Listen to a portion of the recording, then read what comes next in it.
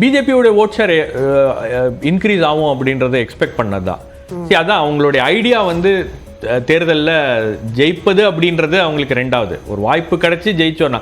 சரி, இதே ஏடிஎம்கேவோட அலையன்ஸில் இருந்திருந்தாங்கன்னா கிட்டத்தட்ட ஒரு 20 இடங்களில் வந்து ஒரு கடுமையான போட்டி அப்படின்றது இருந்தது. ஏடிஎம்கே, பிஜேபி, பாமக, தேமுதிக, மற்ற கட்சிகள்லாம் வந்து கொஞ்சம் ஓரளவுக்கு ஒரு ஃபார்மிடபிள் ஃபோர்ஸ் அவங்க இருந்திருப்பாங்க. டிஎம்கேவுடைய அந்த இப்போ இருக்கக்கூடிய எக்ஸிஸ்டிங் அலையன்ஸை வந்து சேலஞ்ச் பண்ணக்கூடிய ஒரு இடத்துல இருந்திருப்பாங்க. ப்ளஸ் உங்களுக்கு 3 ஆண்டு காலம் திமுக ஆட்சி மீது ஒரு அதிருப்தி இருக்குது அப்படின்ற போது அந்த அதிருப்தி இல்லாமல் வந்து இந்த தேர்தலில் வெளியே வருவதற்கான வாய்ப்புகள் அப்படின்றது இருந்திருக்கு.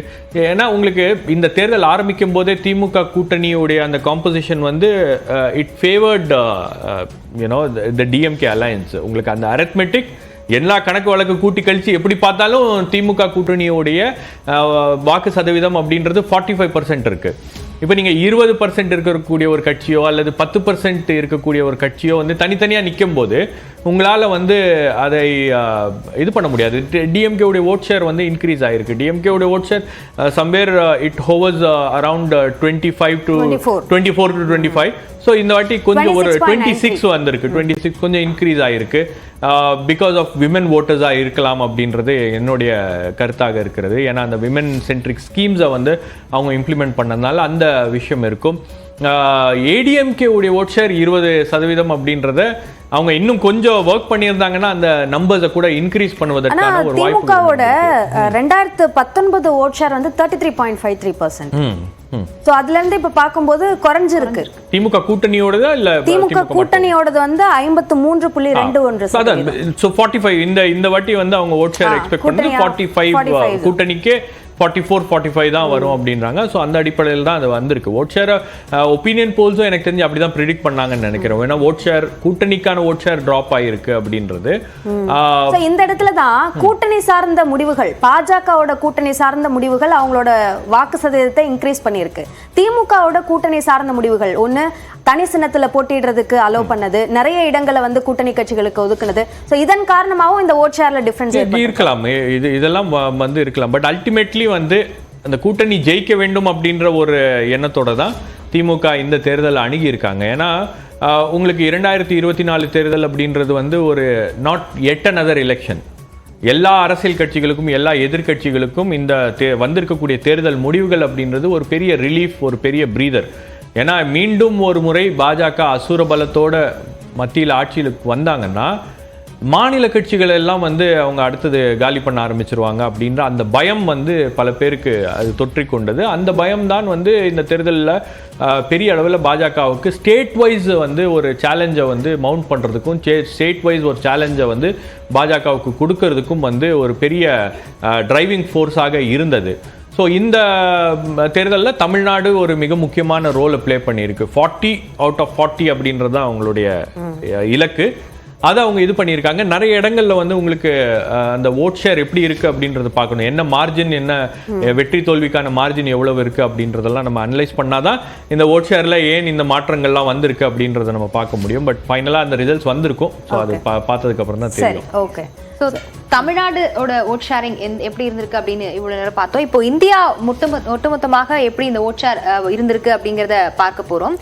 நம்ம ஃபர்ஸ்ட் வந்து இந்தியாவுல ஒரு 10 வருஷத்துக்கு அப்புறம் கலர் மாறி இருக்கு. நிறைய கலர்ஸ் வந்திருக்கு. ஆமா, சோ இந்தியாவுடைய டைவர்சிட்டியை வந்து காமிக்கக்கூடிய கலர்ஸா இருக்கு. இது மற்ற கட்சிகளோட கலர்ஸா இருக்கு. சோ இந்த கலர்ஸ்ல நீங்க சொன்ன மாதிரி அந்த வேரியேஷன் இருக்கு அப்படின்றத பார்க்கிறோம். இதுல ரீஜன் வைஸா நம்ம போகலாம். ஃபர்ஸ்ட் வந்து ரீஜன்ல சவுத் ஜோன்ல என்ன நடந்திருக்கு அப்படின்றத பார்க்கணும். ஸோ தமிழ்நாட்டுல இருந்து நம்ம மேல போனோம் அப்படின்னா இதான் அதுல வந்திருக்க நம்பர்ஸ். லாவண்யா, நீங்க அதை எக்ஸ்பிளைன் பண்ணலாம். இந்தியா கூட்டணி பார்த்தோம் அப்படின்னா 77 இடங்கள் வென்றிருக்கிறாங்க சவுத் ரீஜனை பொறுத்த வரைக்கும். முன்பு இருந்ததை விட 12 இடங்கள் நம்ம கூடுதலாக இந்தியா கூட்டணிக்கு கிடைச்சிருக்கு அப்படின்னு சொல்றாங்க.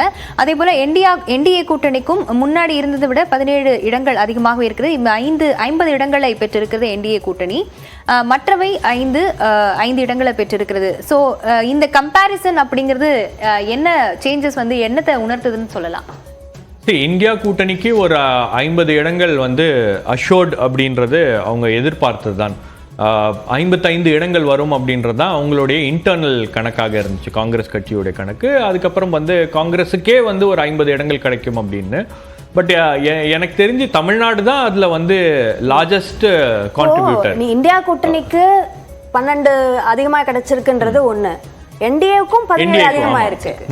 ஆனா இந்த அதர்ஸ் மற்ற கட்சிகள் அவங்களுக்கு வந்து 29 இழந்திருக்காங்க. சோ இவங்களோட சீட்ஸ் தான் என்டிஏக்கு போயிருக்கு. ஏன்னா இந்த முறை வந்து பிஜேபி சவுத்ல இருந்து கொஞ்சம் கூடுதலாக இடங்களை எடுக்க வேண்டும் அப்படின்ற அந்த முயற்சியை பண்ணாங்க. என்ன காரணம் அப்படின்னு பாத்தீங்கன்னா, உங்களுக்கு ஹிந்தி ஹார்ட்லேண்டில் பிஜேபி வந்து மேக்ஸ்ட் அவுட். அவங்களால வந்து அதை விட தாண்டி பெரிய அளவுக்கு ஜெயிக்க முடியுமா அப்படின்றது அவங்களுக்கு உறுதியாக தெரியாது.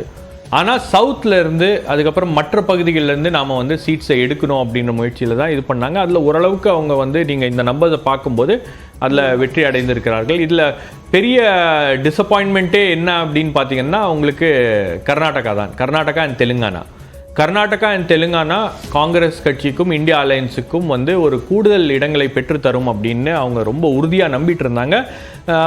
ப்ளஸ் உங்களுக்கு கர்நாடகாவில் போட்டிருக்கக்கூடிய ஸ்கீம்ஸு, கர்நாடகாவில் ஒரு விசிபிள் டேர்ன் அவுட், ஓட்டர் மத்தியில் ஒரு விசிபிள் சேஞ்ச் இருக்குது. பெண்கள்லாம் வந்து காங்கிரஸுக்கு வாக்களிக்க போன வாட்டி அவங்க வாக்களித்தாங்க. இந்த முறையும் வந்து பெண்கள்லாம் வந்து காங்கிரஸுக்கு வாக்களிப்பார்கள் அப்படின்ற அந்த ஒரு நம்பிக்கையில் கொஞ்சம் அசாதாரண நம்பிக்கையில் இருந்துட்டாங்க, கொஞ்சம் ஓவர் கான்ஃபிடென்ட்டாக இருந்துட்டாங்க அப்படின்றது தான் நான் பார்க்குறேன். ஏன்னா உங்களுக்கு அந்த ஓவர் கான்ஃபிடென்ஸ் அப்படின்றது கிளியராக தெரியுது.